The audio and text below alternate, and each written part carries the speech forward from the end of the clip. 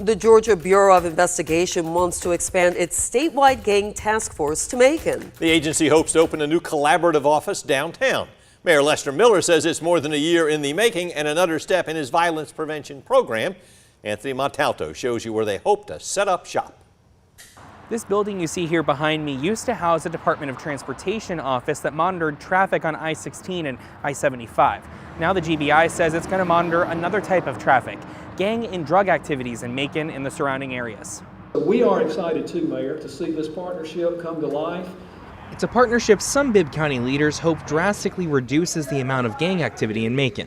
Now the criminals will know that we are united here with the GBI and all of the other agencies. I think it's going to really decrease the amount of violent crimes that we have, but it's also going to work a lot with getting guns off the street.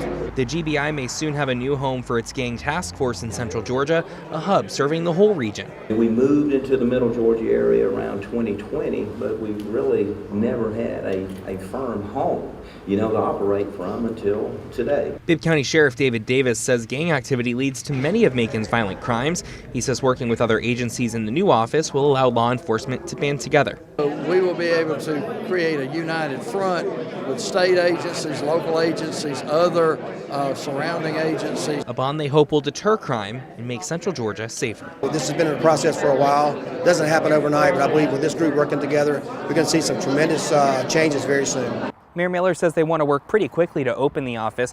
He expects it to open within 60 days of the commission's final approval. They're expected to vote on the funding at their May 2nd meeting. In Macon, Anthony Montalto, 13 WMAZ News.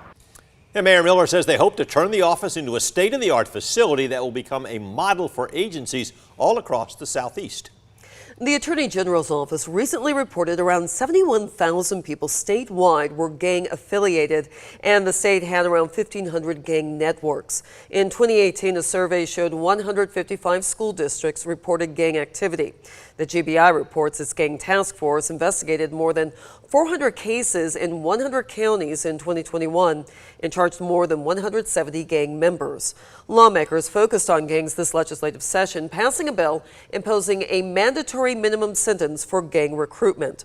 Under the bill, gang recruiters will serve 5 years and at least 10 years if recruiting someone under 17 years old.